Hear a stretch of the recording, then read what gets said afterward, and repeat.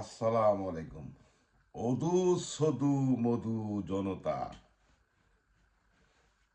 ফখরুল আব্বাস সালাউদ্দিন দুদু হলো বিএনপির ক্ষমতা।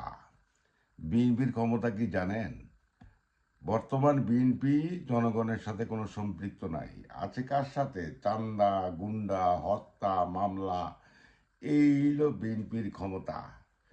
ওই যে একটা ঐতিহাসিক কথা আছে না, আইয়ুবের শাসন, মুজিবের ভাষণ, ইন্দিরার শোষণ।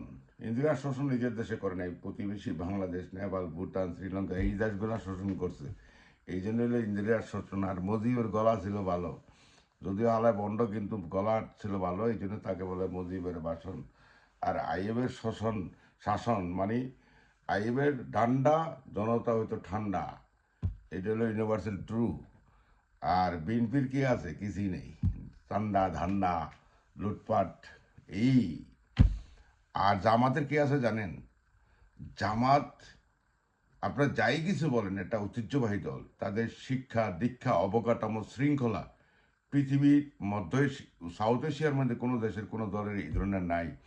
আপনারা দেখেন জামাতের কোন একটা কর্মী না খায় আছে? তাদের প্রতিটা লোকের কর্মসংস্থান আছে। এই জামাত মিনিমাম 50 লক্ষ লোকের কর্মসংস্থান রেডি করছে বাংলাদেশে। তাদের সান্দাও নাই, দান্দাও নাই। এই যে রাজাকার একটা টাইটেল দিচ্ছে, এটা হলো সমস্ত কিছু ভুয়া এবং বুকাস। ভুয়া, ঠিক আছে? আর সবচেয়ে বড় রাজাকার হইলো বাংলাদেশে আর এই যে মুজিব, হাসিনা, তাদের পুরা দলবল। এবং বর্তমানে আবার হইয়া গেছে হিন্দুস্তানি রাজাকার এই যে বিএনপি, খালেদার মৃত্যুর পরে। কারণ দেখেন, আমলিক যা করছে, এই বিএনপি ক্ষমতায় যদি আল্লাহ না করে আইয়া পরে, তাহলে এইটি করবো, ভারতের শোষণ করবো এই দেশে। আর তারা গণহত্যার স্বীকার করবে। ন্যায় বিচার জীবনও প্রতিষ্ঠা করবে না বাংলাদেশে বিএনপি যদি আসে। কারণ তাদের প্রতিটা লোকের নেতার চরিত্র হইলো সান্দা, দান্দা, খুন খাবারি, মামলা বাণিজ্য ছাড়া আর কি আছে? আর ভারতের কুত্তামি ছাড়া। এরা হইলো কমপ্লিটলি বিএনপির হাইকমান্ডের যত নেতা আছে, এটা ভারতীয় কুত্তা, পাগলা কুত্তা। এই পাগলা কুত্তার কমান্ডার হলো এই তারেক রহমান। ওই লন্ডন থেকে সলাপর্শ নিয়ে এসেছে। সুতরাং দেশকে যদি রক্ষা করতে হয়, একমাত্র জামাতের মাধ্যমে যাইতে হবে। জামাতের হাতে ক্ষমতা দিতে হবে। এখন আর এই মার্কা চিনা লাভ নাই, এখন দল চিনতে হবে। জামাতের মিনিমাম 50 লক্ষ শিবিরের কর্মী আছে, যারা দেশের হাল ধরতে পারবে। ন্যায় ইনসাফ কামেন্ট করতে পতাকা, ইনসাফের পতাকা কায়েম করতে হবে।